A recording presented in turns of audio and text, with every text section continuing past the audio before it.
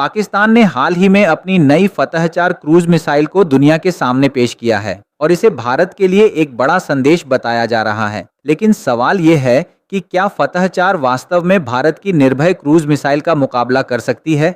अगर दोनों मिसाइलों की क्षमताओं को ध्यान से देखा जाए तो तस्वीर बिल्कुल अलग नजर आती है।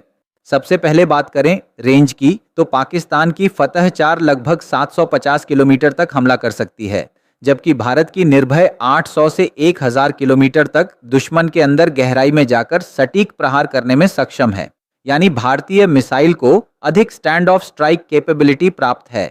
इसके अलावा फतह-4 लगभग 330 किलोग्राम का कन्वेंशनल ब्लास्ट फ्रैगमेंटेशन वॉरहेड ले जा सकती है, जबकि निर्भय लगभग 450 किलोग्राम का पेलोड ले जाने में सक्षम है।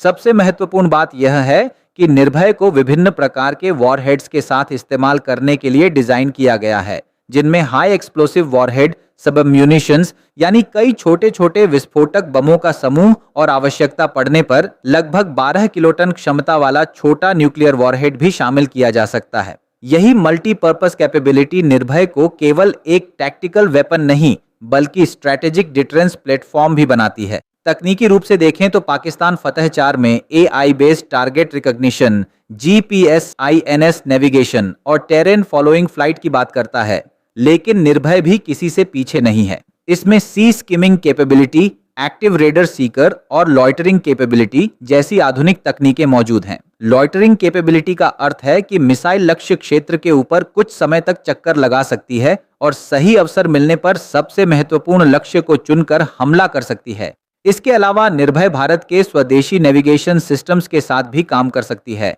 जिससे विदेशी GPS पर निर्भरता कम हो जाती है। सबसे बड़ी बात यह है कि निर्भय कोई नई प्रोजेक्ट नहीं है। इसे 2013 से लगातार परीक्षणों और सुधारों के बाद विकसित किया गया है और इसमें स्वदेशी मनिक टर्बोफैन इंजन जैसी उन्नत तकनीक भी शामिल की गई है। दूसरी ओर फतह-4 अभी अपेक्षाकृत नया सिस्टम है और इसकी वास्तविक ऑपरेशनल इफेक्टिवनेस को समय के साथ ही परखा जाएगा। भविष्य में निर्भय के नेवल और सबमरीन लॉन्च्ड वर्जन्स भी विकसित किए जा सकते हैं, जिससे भारत को लैंड, सी और अंडर वाटर प्लेटफॉर्म से स्ट्राइक करने की क्षमता मिलेगी। इसलिए यदि range, payload, warhead flexibility, indigenous technology, operational maturity और स्ट्रैटेजिक कैपेबिलिटी जैसे सभी पहलुओं को देखा जाए तो भारत की निर्भय क्रूज मिसाइल पाकिस्तान की फतह-4 के मुकाबले अधिक वर्सेटाइल, कॉम्बैट प्रूवन और अधिक शक्तिशाली स्ट्रैटेजिक स्ट्राइक प्लेटफॉर्म के रूप में सामने आती है।